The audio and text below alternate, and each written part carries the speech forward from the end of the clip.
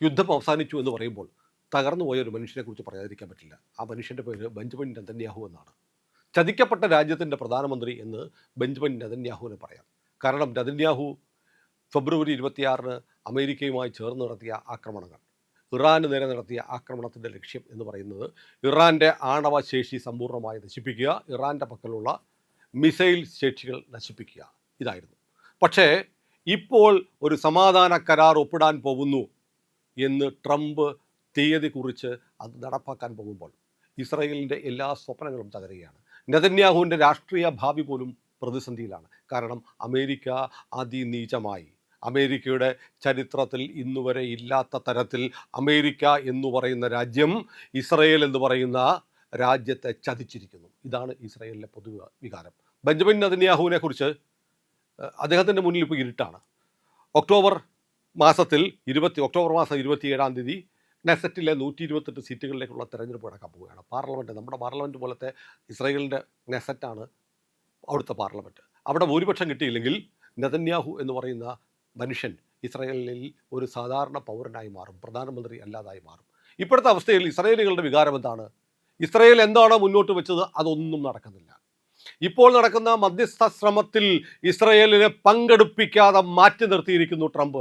ഇറാനും അമേരിക്കയും തമ്മിൽ ചർച്ച. മധ്യസ്ഥനായിട്ട് നിൽക്കുന്ന പാകിസ്ഥാനോ ഏറ്റവും അറിയപ്പെടുന്ന ഇറാൻ പക്ഷപാതി. അതുപോലെ ട്രംപിൻ്റെ ചെരുപ്പ് നക്കുന്ന നായയുടെ പണി വൃത്തിയായി ചെയ്യുന്ന അസിം മുനീറാണ് പാകിസ്ഥാൻ്റെ നായകൻ. അപ്പോൾ പാകിസ്ഥാൻ ഇറാനെ വേണ്ടിയിട്ട് നടത്തുന്ന ഒരു ഒത്തുതീർപ്പ് എന്ന് വ്യാഖ്യാനിക്കാവുന്ന തരത്തിലേക്ക് ഈ വെടിനിർത്തൽ യുദ്ധവിരാമ കരാർ മാറിയിരിക്കുന്നു എന്നതാണ് സത്യം.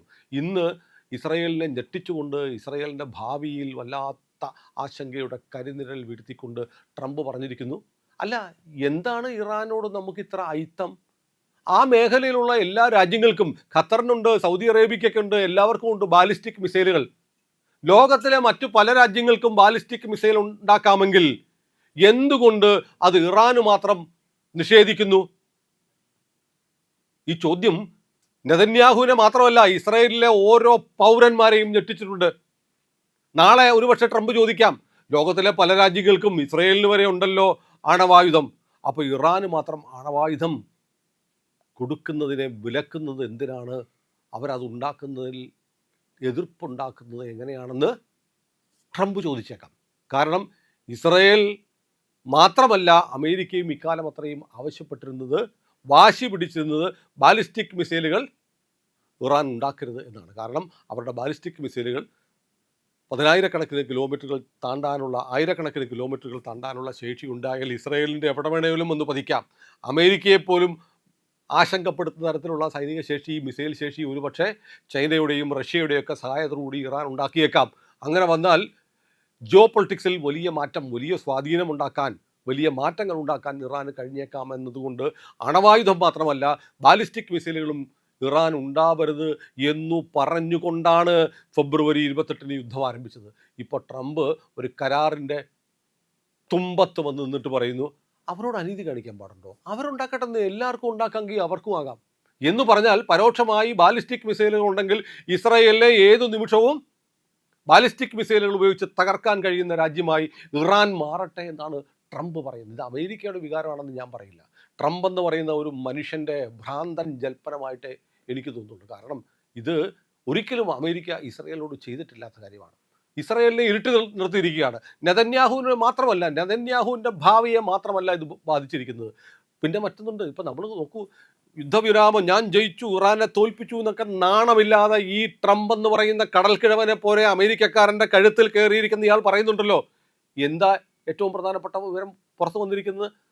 ഇറാൻ ആവശ്യപ്പെട്ടിരിക്കുന്നു, നിങ്ങൾ യുദ്ധം നടത്തി ഞങ്ങളുടെ നാട് മുഴുവൻ കുട്ടിച്ചോറാക്കിയില്ലേ, കെട്ടിടങ്ങൾ തകർത്തില്ലേ, ആളുകളെ കൊന്നില്ലേ, വലിയ നാശനഷ്ടങ്ങൾ ഉണ്ടായിട്ടുണ്ട്, നഷ്ടപരിഹാരം വെക്കടാ, കാശ് വെക്കടാ.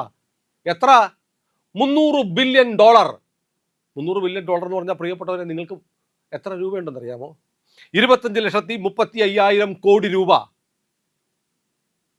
അമേരിക്ക ഇറാന് നഷ്ടപരിഹാരം കൊടുക്കാൻ പോവുകയാണ്. എന്തിന്? അമേരിക്ക നടത്തിയ ആക്രമണത്തിന്. അതുകൂടാതെ ഏതാണ്ട് $240 ബില്യൺ വരുന്ന ഇറാൻ്റെ ആസ്തികൾ അമേരിക്ക മരവിപ്പിച്ചിട്ടുണ്ടായിരുന്നു. അത് വിട്ടുകൊടുക്കാൻ തീരുമാനിച്ചു. കരാർ ഒപ്പിടുന്നതിന് തൊട്ട് മുമ്പ് 120 ബില്യൺ വിട്ടുകൊടുക്കും.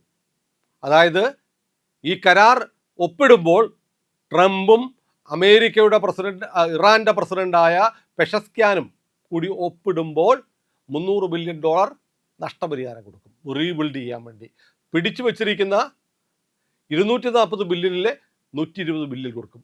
3 മാസം കഴിഞ്ഞ് ബാക്കി പൈസ കൊടുക്കും. എന്ന് പറഞ്ഞാൽ ഈ കരാറിൻ്റെ മഷി ഉണങ്ങും മുമ്പ് ഇറാൻ്റെ പക്കൽ 300ഉം 120ഉം $420 ബില്യൺ കിട്ടുകയാണ്. ഇസ്രയേൽ ഭയക്കുന്നു. അതുകൊണ്ട് ഇവർ ചെയ്യാൻ പോകുന്നത് എന്താണ്? ഹിസ്ബുള്ള, ഹൂത്തികൾ അടക്കമുള്ളവർക്ക് പണം കൊടുക്കും. ഇറാനെ സംബന്ധിച്ച് വലിയ ഗോൾഡൻ ഓപ്പർച്യൂണിറ്റിയാണ്. മാത്രമല്ല ഇക്കാലം അത്രയും ഫെബ്രുവരി 28 മുമ്പ് ആർക്കും കടന്നു പോകാമായിരുന്നു ഹോർമുസ് വഴി. അത് ആ ഒരു രാജ്യത്തിൻ്റെ അല്ല. ഇറാൻ നമ്മുടെ തീരത്തൂടെ പോകുന്ന കടലിൽ നമുക്ക് സമ്പൂർണ്ണ അധികാരം നമുക്കെന്ന് പറയാൻ പറ്റുമോ? നമുക്ക് അന്താരാഷ്ട്ര നിയമപ്രകാരം ഏതാനും കിലോമീറ്ററുകൾ നമുക്ക് ഇന്ത്യൻ അതിർത്തിയായിട്ടുണ്ട്. ബാക്കിയുള്ള ഇൻ്റർനാഷണൽ വാട്ടേഴ്സാണ്. എന്ന് പറയുന്നത് പോലെ ഹോർമുസ് എന്ന് പറയുന്നത് ഒരു ലോകത്തിൻ്റെ സമ്പത്തായിരുന്നു. ഈ കരാർ കഴിയുമ്പോൾ അവിടെ ടോൾ പിരിക്കാനുള്ള അവകാശം ഇറാന് കൊടുക്കുകയാണ്. ഇറാൻ്റെ പക്കലുള്ള സമ്പുഷ്ടീകരിച്ച യുറേനിയം അമേരിക്കയ്ക്ക് വിട്ടുകൊടുക്കുന്ന കാര്യത്തിൽ പിന്നെ ഒരു 90 ദിവസം കഴിഞ്ഞ് ചർച്ച ചെയ്യാമെന്നാണ് പറയുന്നത്. എന്തു നേടി? ഒന്നും നേടിയില്ല. നേടിയത് മുഴുവൻ ഇറാനാണ്. ഇസ്രായേലിനെ സംബന്ധിച്ച് വല്ലാത്തൊരവസ്ഥ. ഇസ്രായേലിൻ്റെ അവസ്ഥ എന്താ? നമുക്ക് ഹമാസിനെ കുറിച്ച് ഇപ്പോൾ കേൾക്കുന്നില്ല. പക്ഷേ ഗാസ എന്ന് പറയുന്ന പ്രദേശത്തിൻ്റെ ഒരു ഭാഗം ഇപ്പോഴും ഹമാസിൻ്റെ കയ്യിൽ തന്നെയാണെന്നേ. സമ്പൂർണ്ണമായി ഗാസ പിടിച്ചെടുത്തിട്ടില്ല. ഹമാസ് നിയന്ത്രിക്കുന്ന ഒരു ഭാഗം ഇപ്പോഴും ഉണ്ട്. ഇനിയിപ്പോൾ ലെബനോണിൽ നോക്കൂ. ലെബനോണിൽ ഹിസ്ബുള്ളയെ ഉന്മൂലനം ചെയ്യാൻ വേണ്ടി നിരന്തര ആക്രമണം നടത്തി, പേജർ ആക്രമണം നടത്തി. ഒരു മലയാളിക്ക് വരെ പങ്കുണ്ടായിരുന്ന പേജർ ആക്രമണത്തെക്കുറിച്ചൊക്കെ നമ്മൾ ഒരുപാട് ചർച്ച ചെയ്തിട്ടുണ്ട്. അതിനുശേഷവും ഇപ്പോഴും ഹിസ്ബുള്ള അവിടെയുണ്ട്. ഹിസ്ബുള്ള ഉള്ളതുകൊണ്ട് ഇസ്രായേലികൾക്ക് സ്വൈരമായി കിടന്നുറങ്ങാൻ പറ്റുന്നില്ല. അതുകൊണ്ട് അവരെ നശിപ്പിക്കുക എന്നുള്ളത് ഞങ്ങളുടെ നിലനിൽപ്പിൻ്റെ ആവശ്യമാണ്. നെതന്യാഹു മുമ്പ് പറഞ്ഞിട്ടുണ്ട്, ഞങ്ങൾ ആയുധം വെച്ചാൽ ഞങ്ങൾ അവസാനിക്കും, അവർ ആയുധം വെച്ചാൽ യുദ്ധം അവസാനിക്കും. ഞങ്ങൾ ഈ യുദ്ധം ചെയ്യുന്നത് അടുത്ത തലമുറ ജൂതന്മാരുടെ മക്കൾക്ക്, ജൂത സമൂഹത്തിന് ഈ ഭൂമിയിൽ നിലനിൽക്കാൻ വേണ്ടിയിട്ടാണ് എന്നാണ് ഇസ്രായേൽ പറഞ്ഞിരുന്നത്, നെതന്യാഹു പറഞ്ഞിരുന്നത്. ഇപ്പോൾ എന്താ അമേരിക്ക പറയുന്നത്? ഹിസ്ബുള്ളയുടെ കാര്യത്തിലേക്ക് വിടന്നേ. കാരണം ഇറാൻ അതുകൂടി ഒത്തുതീർപ്പ് വ്യവസ്ഥയുടെ ഭാഗമാക്കിയിരിക്കുന്നു. അതായത് ഇസ്രായേൽ ലെബനോണിൽ ആക്രമിക്കാൻ പാടില്ല. ഈ കരാർ ഒപ്പിടുന്നതും ചർച്ച നടത്തുന്നതിനകത്തും ഇസ്രായേലിന് പങ്കില്ല.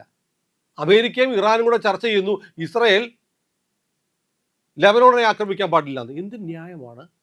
എന്നിട്ട് ഇന്ന് ട്രംപ് പറഞ്ഞിരിക്കുകയാണ്, അതെ നെതന്യാഹു കുറച്ച് സോഫ്റ്റായിട്ട് ഇടപെടണം. ഏതെങ്കിലുമൊക്കെ ഹിസ്ബുള്ളക്കാരൻ വന്നിട്ട് ഏതെങ്കിലും ഒരു കെട്ടിടത്തിലേക്ക് പോകുന്നതായിട്ട് നിങ്ങൾ വിമാനത്തിലിരുന്നോ നിരീക്ഷണം വഴിയോ അറിഞ്ഞാൽ ഉടനെ പോയി ആ കെട്ടിടം തകർക്കുന്ന പരിപാടി ഉണ്ടല്ലോ, അതൊന്നും പറ്റത്തില്ല, അതൊന്നും വേണ്ട എന്ന് പറഞ്ഞാൽ ഇസ്രായേൽ എന്ന് പറയുന്ന രാജ്യത്തിൻ്റെ ഭാവി, സുരക്ഷ ഇതൊക്കെ പണയം വെച്ച് പന്താടി ലോകത്തിൽ അവശേഷിക്കുന്ന ഏതാനും വളരെ ചെറിയൊരു ഭൂപ്രദേശമാണ് ജൂതന്മാർക്കുള്ളത്. ആ പ്രദേശത്ത് അവർക്കിനി എത്ര കാലം ജീവിക്കാൻ കഴിയും ഭയമില്ലാതെ എന്ന കാര്യത്തിൽ സംശയമുണർത്തുമാറ് വലിയ ചതി ഇതുവരെ ജൂത സമൂഹം അനുഭവിച്ചിട്ടില്ലാത്തത്ര വലിയ ചതിയാണ് ഡൊണാൾഡ് ട്രംപ് ഇസ്രായേലിനോട് ചെയ്തിരിക്കുന്നത്, ജൂതന്മാരോട് ചെയ്തിരിക്കുന്നത്. ഇതിന് ട്രംപ് വലിയ വില കൊടുക്കേണ്ടി വരും. കാരണം ഇപ്പം ഈ നാടകമൊക്കെ എന്തുകൊണ്ടാണ് ട്രംപ് നടത്തുന്നതെന്ന് ചോദിച്ചാൽ, ട്രംപിനും തെരഞ്ഞെടുപ്പ് വരികയാണ്. നവംബർ 3 ചൊവ്വാഴ്ച അമേരിക്കയിൽ ഇടക്കാല മിഡ് ഡേ ഇലക്ഷനാണ്. 435 ഹൗസ് ഓഫ് റെപ്രസെൻറ്റേറ്റീവ്സിനെയും സെനറ്റിലെ 35 അംഗങ്ങളെയും തിരഞ്ഞെടുക്കാനുള്ള തിരഞ്ഞെടുപ്പ് വരികയാണ്. അവിടെ ട്രംപിന് ജയിച്ചില്ലെങ്കിൽ, ട്രംപിനെ അനുകൂലിക്കുന്നവർ ജയിച്ചു വന്നില്ലെങ്കിൽ ട്രംപിൻ്റെ നിലനിൽപ്പ്, പ്രസിഡൻഷിപ്പ് ഒന്നും പോകത്തില്ല, പക്ഷേ ട്രംപിന് സ്വതന്ത്രമായി തീരുമാനമെടുക്കാൻ പരിമിതികളുണ്ടാവും. അതുകൊണ്ട് ജയിക്കണം. യുദ്ധത്തിൽ പെട്ടുപോയി, ബില്യൺ കണക്കിന് ഡോളറുകൾ ചിലവായി, ജയിക്കാൻ പറ്റുന്നില്ല, വലിയ നാശനഷ്ടങ്ങളുണ്ടായി, ഡസൻ കണക്കിന് 4-5 ഡസൻ വിമാനങ്ങൾ തകർന്നുപോയി. അങ്ങനെ വല്ലാതെ പരാജയപ്പെട്ടു. വിയറ്റ്നാം യുദ്ധത്തിന് ശേഷം അമേരിക്ക ഇതുപോലെ തോറ്റു നാറി പണ്ടാരമടങ്ങിയ ഒരു യുദ്ധം വേറെയില്ല. പക്ഷേ അതിന് ജൂത സമൂഹത്തെ ബലിയാക്കിക്കൊണ്ട്, ഇസ്രായേലിനെ ബലിയാക്കിക്കൊണ്ടാണ് ഇപ്പോൾ ട്രംപ് ഈ കരാർ ഒപ്പിട്ടിരിക്കുന്നത്. നെതന്യാഹു എന്ന് ലോകം ആരാധനയോടെ കണ്ട മനുഷ്യനെ ഇരുട്ടിലേക്ക് തള്ളിവിടുകയാണ്. നെതന്യാഹുവിന് വലിയ പ്രതീക്ഷയായിരുന്നു. ഒബാമയുടെ കാലത്ത് കാര്യമായി സഹായിച്ചില്ല.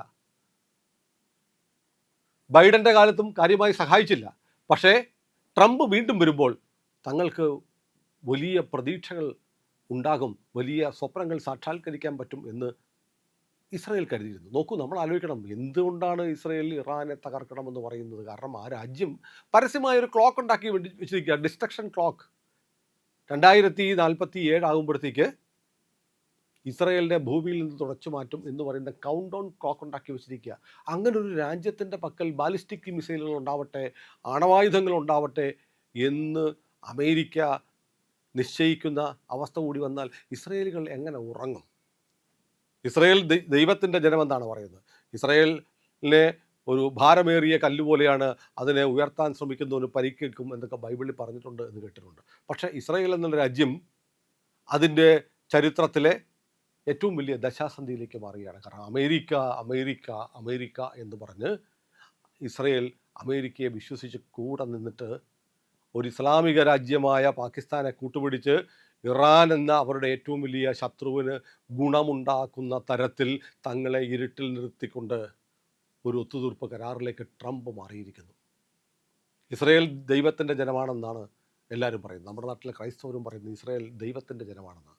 ദൈവത്തിൻ്റെ ജനമാണെങ്കിലും തീർച്ചയായും ഇതിന് ട്രംപിന് അതിനുള്ള ശിക്ഷ കിട്ടും. ട്രംപ് എന്ന രാഷ്ട്രീയക്കാരൻ, അമേരിക്കൻ പ്രസിഡന്റ്, 2029 ജനുവരിയിൽ അധികാരമൊഴിയേണ്ട ആൾ, ഇനി ഒരിക്കലും അമേരിക്കയുടെ പ്രസിഡന്റ് ആകാൻ കഴിയില്ല എന്നുറപ്പുള്ള ആൾ ശ്രമിക്കുന്നത് എന്തിനു വേണ്ടിയിട്ടാണ്? ലോകത്തെമ്പാടും തൻ്റെ മകനും മരുമകനും കുഷ്ണറും മകളും അടങ്ങുന്ന തൻ്റെ കുടുംബത്തിന് താൻ പ്രസിഡന്റ് പദവി ഒഴിഞ്ഞാലും ലോകത്തെ സാമ്പത്തിക കാര്യങ്ങളിൽ നിർണായക സ്വാധീനമുണ്ടാക്കുമാറ് വലിയ തോതിൽ സ്വകാര്യമായി ധനം സമ്പാദിക്കാൻ വേണ്ടിയിട്ട് രാജ്യത്തിൻ്റെ പാരമ്പര്യവും നയവും പ്രത്യയശാസ്ത്രവുമൊക്കെ അടിയറ വെച്ച് വെറും പണത്തിനു വേണ്ടി കണ്ണുമഞ്ഞളിച്ച ഒരു അത്യാഗ്രഹിയുടെ, ദുരാർത്തിയുടെ ആൾരൂപമായി ട്രംപ് മാറിയിരിക്കുന്നു. അയാൾ എന്തും പറയും, എന്തും ചെയ്യും, ആരെയും ചതിക്കും. പച്ചവെള്ളത്തിൽ, കുടിക്കുന്ന വെള്ളത്തിൽ വിശ്വസിക്കാൻ പറ്റാത്തൊരു മനുഷ്യനുണ്ട് ലോകത്തെങ്കിൽ അതിൻ്റെ പേരാണ് ഡൊണാൾഡ് ട്രംപ്. അതാണ് ഇന്നലെ ഫ്രാൻസിൽ വെച്ചിട്ട് മോദി പറഞ്ഞത്, ലോകത്ത് വിഭവങ്ങളില്ലാത്തതല്ല പ്രശ്നം, ആളുകൾ തമ്മിലുള്ള ട്രസ്റ്റ്, വിശ്വാസം അത് നഷ്ടപ്പെടുന്നതാണ്. അത് ട്രംപിനുള്ള മറുപടിയായിരുന്നു. പിറ്റേന്ന് ട്രംപ് സംഗതിയൊക്കെ മാറ്റി പറഞ്ഞു. മോദിയുടെ ഭാഗത്തു നിന്നുണ്ടായ തണുത്ത പ്രതികരണം കണ്ടിട്ടായിരിക്കണം. മോദിയെ പോലൊരു മഹാനില്ല. മോദി വിചാരിച്ച Modi is a giant killer. ഏതു പ്രശ്നങ്ങളെയും പരിഹരിക്കാൻ മോദി അസാധ്യ സാമർഥ്യമുള്ള ആളാണ്, വളരെ സുന്ദരനാണ്, ഇതുപോലെ സുന്ദരനായ ഒരാളില്ല. ഇതൊക്കെ പറഞ്ഞിട്ട് പറഞ്ഞു, ഇന്ത്യയെ ആരെങ്കിലും ആക്രമിച്ചാൽ ഞങ്ങൾ തമ്മിൽ കരാറൊന്നുമില്ലെങ്കിലും അടി കൊടുക്കാൻ അമേരിക്ക കൂടെ വരും എന്നുവരെ തട്ടിവിട്ടു. ആര് വിശ്വസിക്കും ഈ 10 കാശിൻ്റെ കാലണയുടെ വിശ്വാസ്യതയില്ലാത്ത ഈ മനുഷ്യനെ? പ്രിയപ്പെട്ടവരെ, നാട്ടിലെ കാര്യങ്ങൾ മാത്രമല്ല, ലോകത്ത് നടക്കുന്ന കാര്യങ്ങളും ഇന്ത്യ ലൈവ് നിങ്ങളുടെ അടുത്തേക്ക് എത്തിക്കുന്നുണ്ട്. നമ്മുടെ ചാനലിൻ്റെ കൂടെ സഞ്ചരിക്കണം. നമ്മുടെ ചാനൽ സബ്സ്ക്രൈബ് ചെയ്യാത്ത പ്രിയപ്പെട്ട പ്രേക്ഷകർ ഇന്ന് തന്നെ അത് ചെയ്യണേ.